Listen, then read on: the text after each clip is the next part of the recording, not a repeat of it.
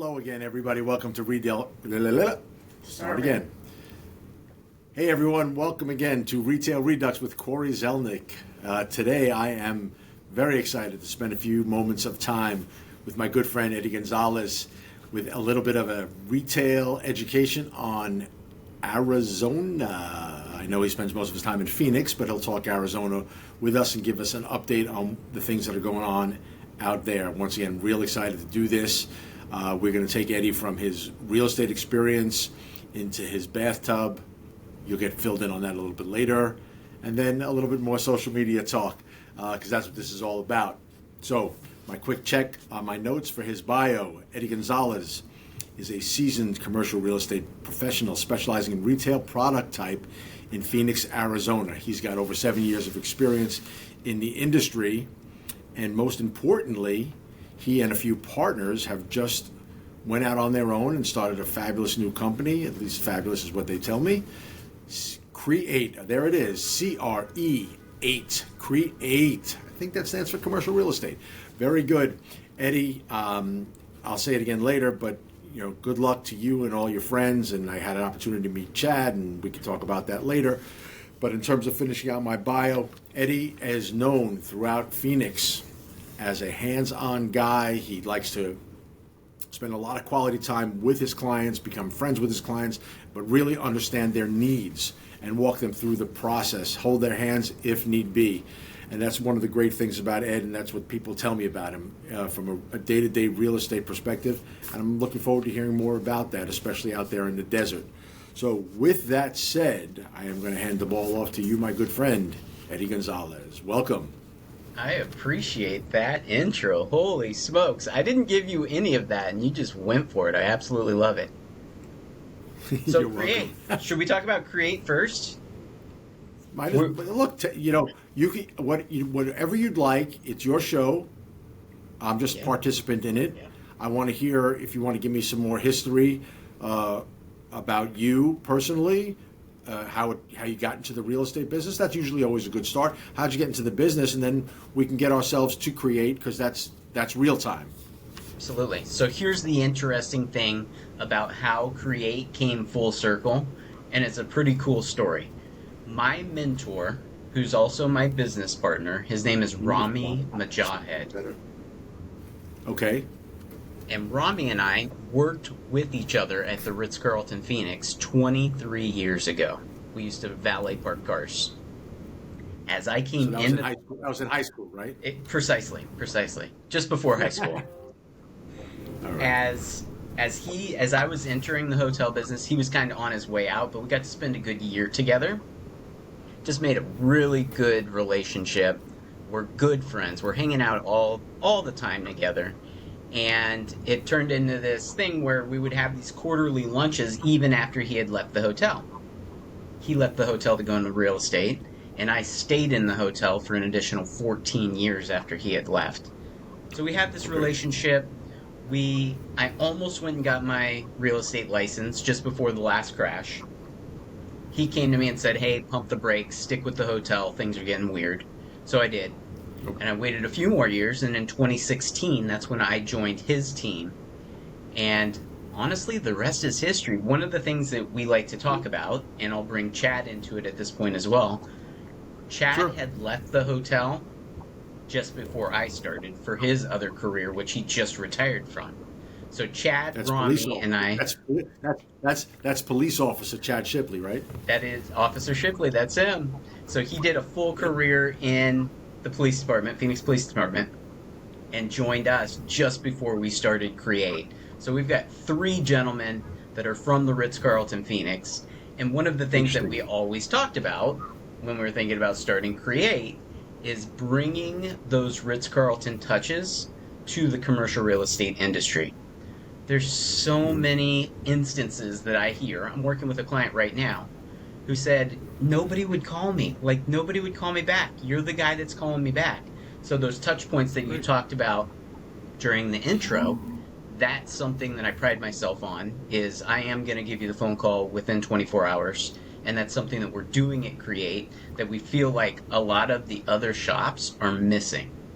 So just those Okay, little great. touch points from the Ritz. It's really easy if you think about it, but everybody's so busy that I just think their focus is in the wrong place. No, I think that's it's sort of an interesting spin on hospitality brought into the real estate business in a little bit of a different format, Absolutely. Absolutely. and I think that's tremendous. Yeah. Yeah. So that's truly how I got into the industry was Rami's my Mhm. mentor, my business partner now, and we met 20 something years ago at the Ritz. No, that's a great story, and I thought it was very interesting about giving you the advice not to get into the business at the point that he told you not to. You would have learned a lot because what I have seen over the many years about people getting into the business fresh and new.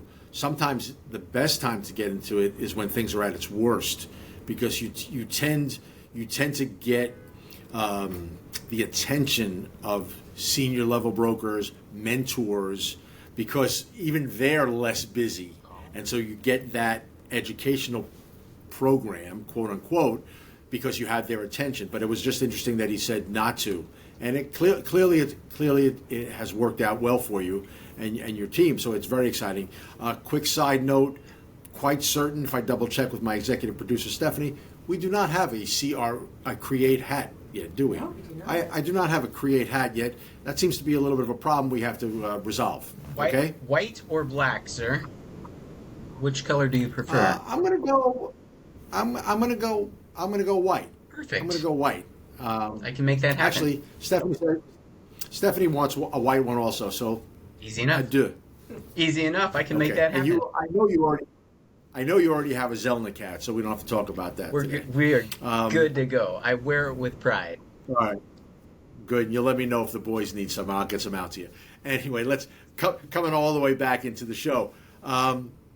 So tell me now, because I've spoken to several people in various places throughout the country, and the consistent theme has been that development has been slow. Costs, supply chain, whatever you want. Are you seeing the same thing in Arizona? 100%. The last bid that we got for new build gray shell was $319 a square foot. When I started in the Okay. industry, it was about $150 a square foot. So we're Wow. really backing into those deals, playing with the numbers. Most of the time right now, Corey, the deals don't make sense. So we're just putting them on the shelf, see what happens, and kind of play it forward. The other thing that's interesting Okay. that I've learned about development in commercial real estate, if we pull the trigger on something today, it's going to actually be alive and well 2, sometimes 3 years from now. So it's kind of that Mhm. you have to have the crystal ball, right? What's going to happen going forward? Yes, yeah, you have to have a crystal ball, and I always remember back. It's probably, I don't know, it could be as much as, it could be probably about 15, 17 years ago. I'd have to check exactly when. But there, a big developer here, Forest City Ratner, the gentleman Bruce Ratner, the principal owner of that particular company, major developer, a lot of stuff around the country. And he was speaking at a luncheon that I was at, about 2,000 people, revenue organization. And he said, when you look around the room, there's only a handful of us, and maybe even less than a handful of us, meaning developers, because it really takes, there are tons of factors, as we know, in development, and this is him speaking, but there are two key components. And one is you got to have a lot of money, and two, you got to have big balls. Because what happens is, the obvious is that there's risk, inherent risk, but you go through cycles. If you get caught in a cycle, you have a problem. If you get caught with zoning problems, you have a problem. And all of that comes back to you monetarily. And so that's why, the development business, and obviously in New York, we build bigger and differently than most places in the country, specifically Arizona, but that's what happens. And so I think the way you describe it, you're seeing a similar like problem, the cost and the time. Tell me how often you see this. So something that we're dealing with right now. We had these leases signed a couple years ago. The buildings are now being built. The developers are coming back and retrading the deal or attempting to push the rent up. Is that something that you see in New York as well?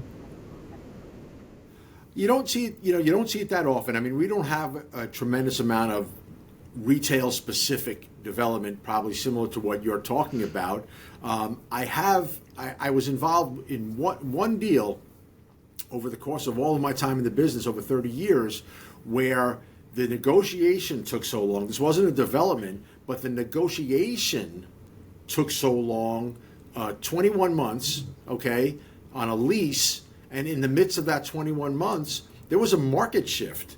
And the landlord went back to the tenant and said, you know what? I need $25 more a square foot. Wow. And we got it. And we got it. But that was the first time I was involved where it was even asked for. Never mind that we got it, but it was even asked for. So I hear what you're saying, but I think that that's a big problem, because clearly tenants pro forma and they can only pay so much and things like that, and they're not partners in the property. They're tenants in the property. So I could see that it sounds like you're going to have more than just a average everyday wrestling match over that. Indeed. And that's interesting that you say 21 months. I'm going to stop complaining about my 3-month process to respond to an LOI. Please, are you kidding me? By the way, and it's a long story for another day, but the 21-month negotiation was a relocation, okay, from obviously one location to another. The location they were moving out of, you could throw a tennis ball. Even you could throw a tennis ball and hit the new location, and it still took 21 months. Holy smokes. Okay, we're going to go down a rabbit hole, but I have to ask. So the relocate, did they have to go on some sort of rent? How did you handle the other deal that they were currently in, knowing that they were trying to transfer? Were they within the window of the lease when all that was happening? Or tell me how that played out. No, this was interesting for a different reason. They owned their existing property, and they were in the process of working on a sale of that property for redevelopment purposes, but they owned it. So they weren't pinned down in the fashion that you're thinking of with respect to your question. But I have had that situation happen elsewhere, and what wound up happening was the tenant who was relocating was also a relocation situation. Did not take 21 months. It had its own problems, but in the course of time negotiating the relocation, we wound up having a construction issue, and so that delayed moving out of one into another. And in the existing location, we did run into an end of term situation. Most leases here in New York have holdover provisions in their lease, and so the rent goes to 150% of existing rents, in some cases 200% of existing rent. But sometimes it's not always about the dollar, it's about you getting out, so the landlord can figure out what he's doing with his property. And in this particular case, we had the landlord serve us papers, we were in court, and believe it or not, this was excellent legal work by the tenant's attorney. We wound up holding over for more than a year because of the construction on the new location. It was ugly. But if the system is used properly, it works to somebody's benefit. This is what I love about our business, right? We can talk different states, different markets, but these type of things, you're planting seeds in my head right now, because I'm going to bump into something that you're talking about right now in the next couple months. And it's like, okay, just got to play the system. That's it. Check your existing tenant's current lease, okay, and go to that holdover provision and see if you have it, because it's something that people don't focus on all the time, but it's usually always there. It is. If you're advising the tenant. Yeah, so I negotiated this lease 6 years ago. It's 125%. So it's going to bump a little bit, but all right, play the game. Right, and it probably doesn't mean that the landlord can't not try to sue them to get their possession back, but good luck. And any questions come up along the way, you know how to find me. Deal. All right, good. So I think we gave a little bit of a real estate lesson we did. in the course of this discussion. All right, good stuff, good stuff. But overall, retail activity out there pretty Extremely strong. strong.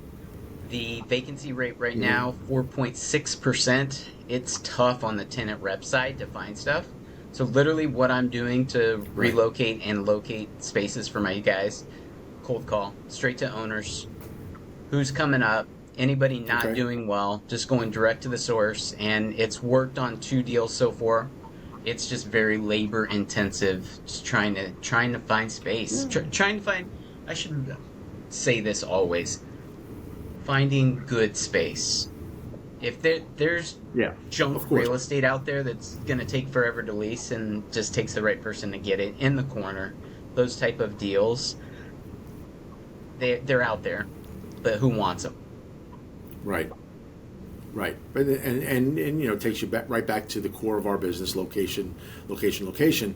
But like you said, you know, firstly, no one's going to be sympathetic to us as real estate salespeople and brokers in terms of, you know, labor intensive, right? Our labor intensive is just that many more phone calls you have to make to create the. You have to you know, you really just have to create.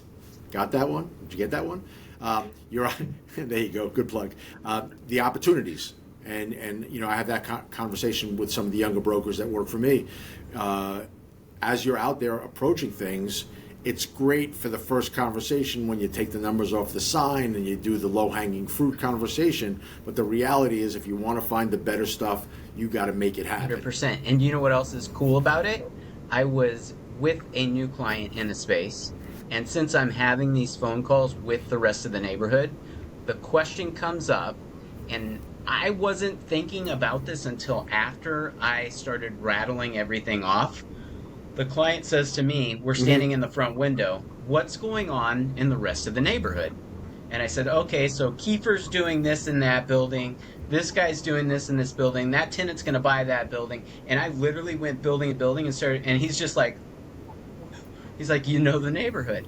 But I wouldn't have had all that knowledge if I wasn't out there, A, working the market, and B, making those phone calls. No, absolutely. And if I were your boss, I would tell you should be doing that every day. But that's a separate discussion. Yeah, that's the key. You know, we always talk about it industry wide that they say we're in the real estate business, but the fact of the matter is we're in the information business. And the more information that we could provide to our clients, to our colleagues, the better we all will be, the more successful we all will be. And so that's great stuff. That's great work. Want to shift out of real estate a little bit? Talk a little social media? Social media, it's pretty much my favorite thing. In conjunction, Oh, is that it, huh? in conjunction with real estate. Oh, there you go. Should I edit that piece? No, you good? You all right? Oh, okay. So now we see the tub. Excuse me, the duck, the plastic duck. For those of you who don't follow Eddie Gonzalez, and you should on Instagram, Eddie is known for his tub talk. He's got his own, it's not, I guess not really a show, but he is a showman. And his Instagram feed is usually filled with bubbles. He does a thing, like I said, called Tub Talk. He takes us through real estate stuff, but he does it while he's sitting in his bathtub. And when I first met Eddie via social media, it's coming up on 4 years ago, close to 4 years ago, the guy was sitting in the bathtub. So I'm gonna leave it there and allow you to explain, please. Cory, I love baths. I take a bath almost every freaking night. And this is one of those things that just kind of happened, and it was more of a dare than anything else. My good buddy Blake Okay. Haggett, he's a broker as well. We were talking about content creation. I'm on the phone with him one night, and I'm like, hey, I gotta go. And he's like, what are you doing? And I'm like, I'm gonna go jump in the bath. And he said, I dare you to do a commercial real estate post from the bathtub. And I said, oh, that's easy, no problem. So I did it, and it turned out to be a huge success. And it not only turned out to be a huge success, I'm now known for it pretty much everywhere. I can't go anywhere at ICSC without people stopping and wanting to take selfies and do the whole thing. It was kind of a goofy thing, and it was really intended to get people to stop scrolling and kind of pay attention. And now, Oh, I sure. also got the chance to, when we were at CREI last week, and it was interesting to get other brokers' feedback because everyone at face value say, "What in the hell are you doing, Eddie? Like this is not a good thing," Right. until they watch it. And then I basically provide Right. information, either tips or tricks for tenants or landlords. And sometimes I just drop, like, something happened this week that I thought it was interesting in commercial real estate. And literally, they're short and sweet, 2 minutes or less, unless I have a guest, which one of our very good friends, Beth Azor, joined me for one of them. And I've done one Oh, with really? Kyle and Sarah. You know him very well. So there's a few people who have literally done the show Well, with me. Those are long form. so in those long form.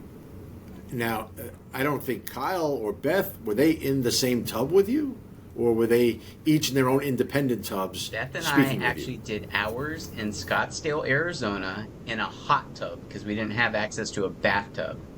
So we were at a conference, Okay.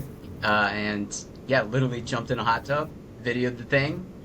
Fabulous. I'm gonna dig into that Right. and release a little clip of it for you. I'll tag you in it this afternoon. Well, yeah, 'cause I was going to say I feel like I That haven't was seen that. pre-COVID, so that was back in 2019 when that happened. Oh, wow. Yeah, Oh, wow. Wow. You're way ahead of the times. thank you. No, good for you. That's fabulous. And the reason I said it that way, I was being semi-facetious, because I think, if I'm not mistaken, while you were out in Vegas, when you had access to a larger tub, I believe you had several friends in the tub, and you did some, at the very least, some Instagram posts with several people in the tub. I thought that was fun and interesting.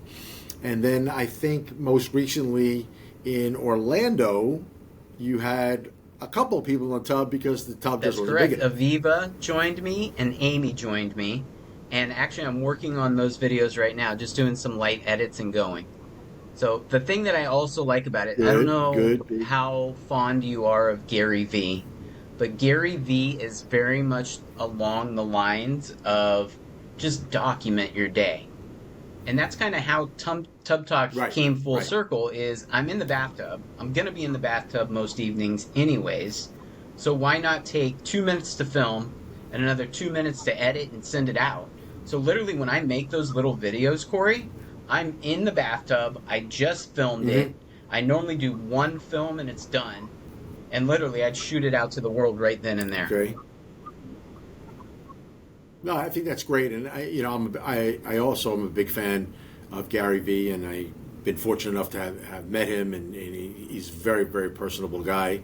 Um, but yeah, I like that. I can't, not that I can't. I don't know that I'm as creative as you are. Let's say, to have those of the moment, spontaneous, while in the course of my day things. But I will tell you that a lot of what I post, if I'm putting it up individually, it's just on the fly. It's one take, boom, say what I say, moving on. The more detailed stuff, I'm fortunate. I have my executive producer and partner Stephanie help me, organize some of that stuff. But yeah, I love that stuff, and I love what Gary's got to do and what Gary's got to say. It's a good format on I a like regular that in the basis. fact also that it's more authentic. Every once in a while I'll do a heavily produced Yeah. clip, but I don't like doing that. That's not my style. Like to sit Hmm. down and work on a video for 3 or 4 hours, Right. not my cup of tea. I like just get it out, just keep Hmm. going. Right. No, I agree with you, and I think I've been trying to continue to be as spontaneous as possible. Try to get some more retail plugs in there. I don't know how many people care how many miles I ran on a daily basis, kind of thing, or stuff like that. So I pepper some of that stuff in, but I like to be a little bit more focused on the service that I provide and the things that I do, and whether it's specific to a location and what's going on with that location, or whether it's specific to some of the mentees, if you will, that I have at the organization that are coming up and speaking to what they may be thinking, having gone through a lot of those ups and downs. I like sharing and discussing some of those things. To talk to my mentor one of these days.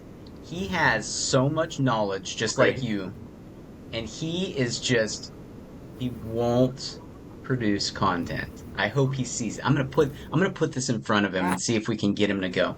Every once in a while he'll jump into a video, but he always says, Eddie, this isn't me, this is you. Like, but the knowledge that some of you brokers, just like Bob Knackle, right? He just got into this, and his speaking ability and his knowledge, and like all of you guys have so much freaking knowledge and so many different stories. Right. I think it does younger brokers a injustice that you guys aren't telling stories.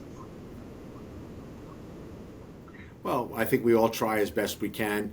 You know, you could set up a Zoom call for us, and you could tape it, and then you'll have bits and pieces with the three of us, and you can put some stuff out there. So it came up briefly. Tell me about CREI. Unfortunately, I couldn't get there this year, but I'm already, Bob and I are, Knackle and I are already talking about Atlanta, so we'll be there for sure next year. Third annual. Tell me about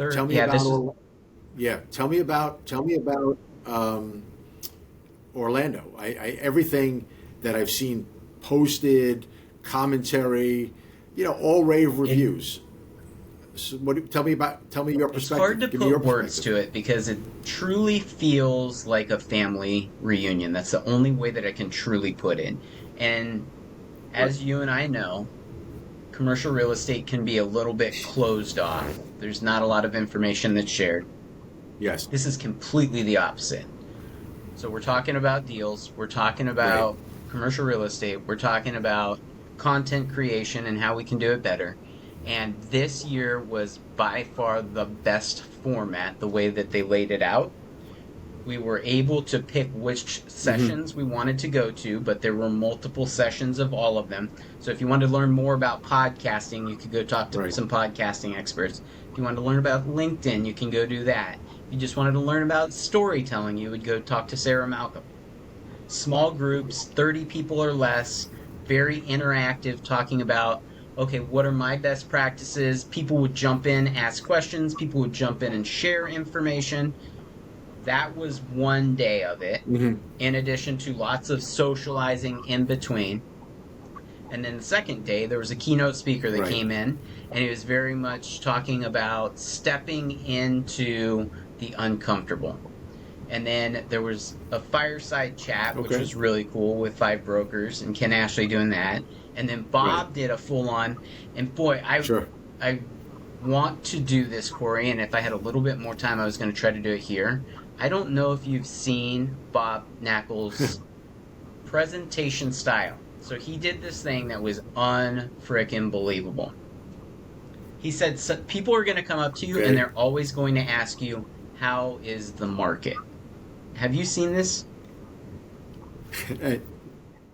I haven't seen it, but Bob's a friend of mine, and so I know what he's all about, and I also follow. I appreciate all of the great social media content that he's put out, and you'll laugh, but I was going to say something to you earlier in this podcast when you talked about the 4.2% vacancy rate, because what Bob tells you is when you ask about the market, don't answer with adjectives. Answer with statistics. So that's why I dropped it in there. So you took good notes. You're practicing what I'm going to send you this video. He had about 15 talking points that he rattled off the top of his head. Okay, rates are here. This is happening here. The market's going to do this. Boom, boom, boom, boom, boom, boom, boom. And that was his thing. No adjectives. And he says, no matter what the numbers are, you never say whether it's a good thing or it's a bad thing. You let them make their assumptions whether it's a good thing or a bad thing. Right. I thought that was awesome. That was one of my bigger takeaways. No, Bob, Bob, he's brilliant. he clearly has excelled in this industry on so many levels. He and I are going to do a cast because a podcast together because we were out to dinner about probably was 2 weeks ago, and he goes, That's so "Let's cool. do it, man. Let's go." So I got to set a date. I love that. And get him on here, and I look very much forward to that. But I also don't want it to be overly redundant because he's been out there doing a lot of stuff. So I want to think, and I want to help that, right? Because what he has to say is preachy but on point, and it's perfect. I want to see what I could do better in terms of the questions I articulate for him. I love it. And see where that But goes. CRE, it was a freaking hit. Yeah. I think the magic in that is everybody's sharing, everybody's talking. There's not, how do I say this politely? Mm-hmm. There's not a lot of ego in the room, if that makes sense. The ego's checked at the door. So everybody's you just kind of put yourself out there, and it was so much fun, Cory. You have to come next year. Yeah, no, that's great to hear, and I was sorry I missed it. And it's in the books. It's in the books It's in for Atlanta. next year for sure. So I'm excited about that. Yes, Atlanta. I got it. I got the notes, and Gabe was beating me up for not being there. But I'm like, that's great, Gabe. You were able to get on a freaking train and go to it. It was a little more to do. Not that it's was a world away. Just timing. But I'm for sure. There's one thing that I didn't mention that I need to mention. And my playbook is in the other room.